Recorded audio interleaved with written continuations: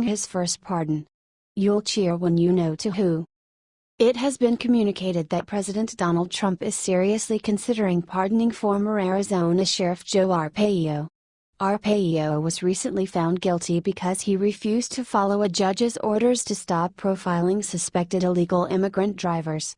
Trump went as far as telling Greg Jared from Fox News that the pardon could take place in a matter of days. Fox News has reported more details on the charges. Both men initially aligned on the issue of illegal immigration, but commentators claimed that the report proved Trump sides with racists. This would be Trump's first presidential pardon if he chooses to follow through with it. Could you imagine?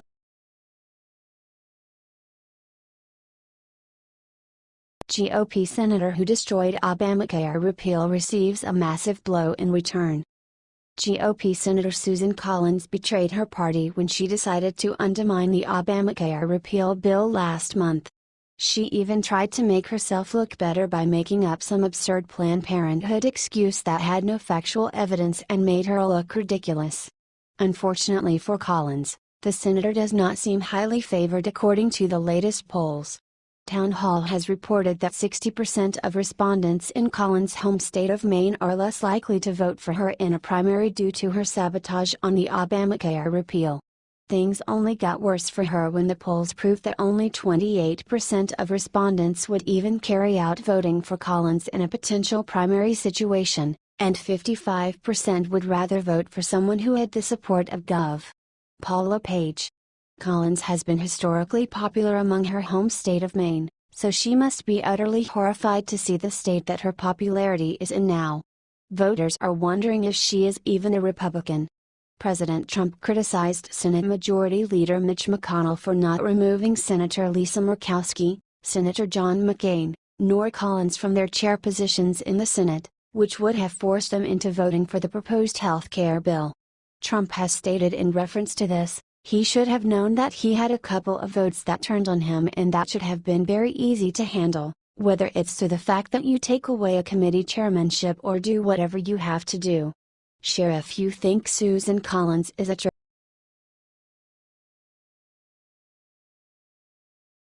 6 major companies decided to boycott Trump.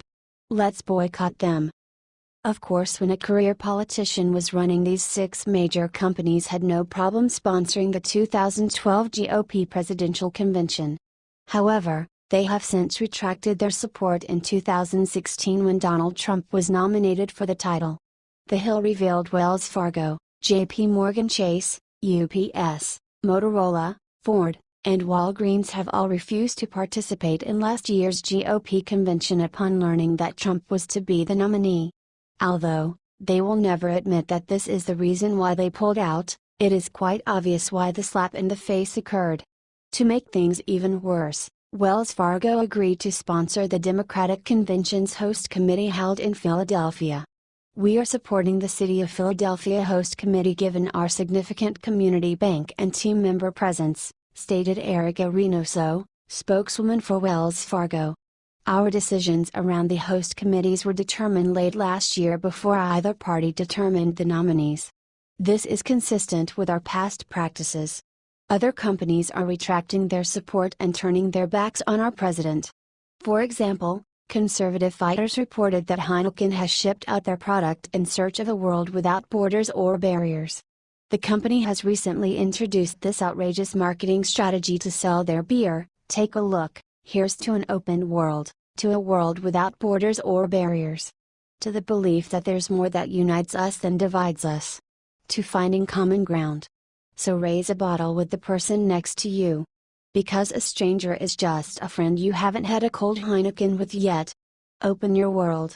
Ironically, the company is purposely ignoring countries such as Germany, France, and Sweden who have all previously supported the idea of open borders, even though this support has shown them an increase in violent crime and terrorism. Most Americans do not want to fear for their communities, and polls show that 80% disapprove of sanctuary city policies, and 52% of voters are actually in support of the president's temporary ban of refugees. Share this story if you are going to start boycotting these companies.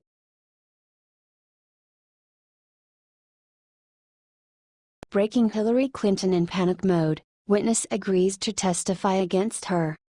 Hillary Clinton has been complaining about Donald Trump's apparent collusion with Russia for the past few months in order to detract attention away from herself. It looked like things were looking up for her, until now, because a key witness has just agreed to testify against her.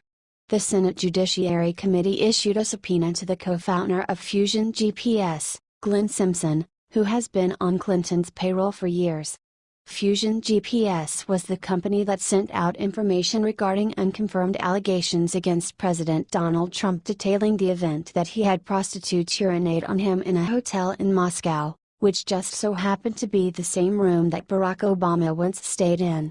The subpoena was initially issued because Simpson refused to testify, but it has since been retracted because Simpson has willingly agreed to testify.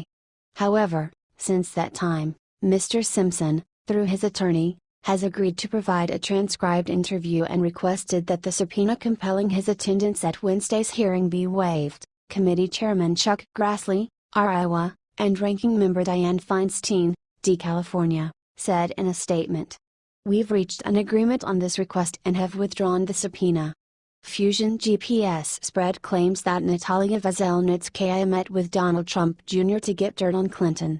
Veselnitskaya is involved with Fusion GPS, and Attorney General Loretta Lynch used this special relationship to get the lawyer into the U.S. without a visa. It would seem that Veselnitskaya, Clinton, and Fusion GPS all teamed up to frame Trump. All signs are saying that they were hard at work on the Russia collusion before the president even won the election. What do you think? Share if you think Hillary Clinton should be locked up.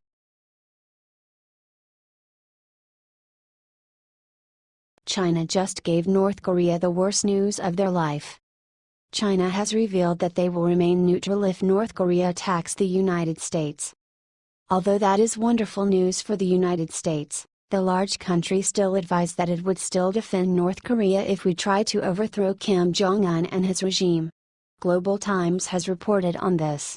According to Fox News, the U.S. has a great deal of support from allies when it comes to responding to hostility. If North Korea continues to threaten America, Donald Trump has pledged to respond with fire and fury like the world has never seen. Although he has been criticized for his aggressive behavior, the president wonders if he has been tough enough.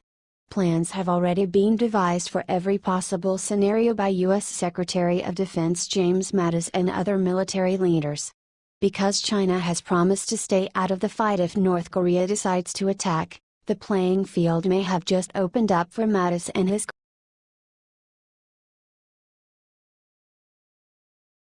Eric Bolling rips Huffington Post limb from limb after their slimy attack. After rumors spread quickly that Eric Bolling sexually harassed a number of women, he was suspended from his position at Fox News. According to Mr. Bolling, he is totally innocent. He has released this statement. Mr. Bolling recalls no such inappropriate communications, does not believe he sent any such communications, and will vigorously pursue his legal remedies for any false and defamatory accusations that are made. Huffington Post writer, Yash Raleigh, is now being sued by Bolling for reporting a false story. Yash Raleigh tweeted, "Just received a summons. Eric Bolling is suing me for defamation $50 million in damages. I stand by my reporting plus will protect my sources." Ali also tweeted, "It's important to note that Bolling's summons does not include HuffPost, he is coming after me personally. I'm a big boy. But very telling.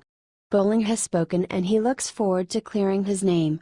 For example, in his tweet he stated, "Overwhelmed by all the support I have received. Thank you.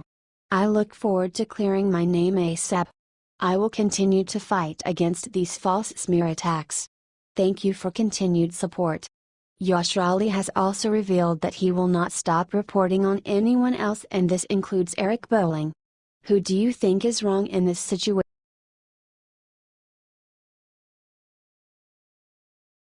Michelle Obama gets booed by thousands of people at NASCAR race, watch how she reacts.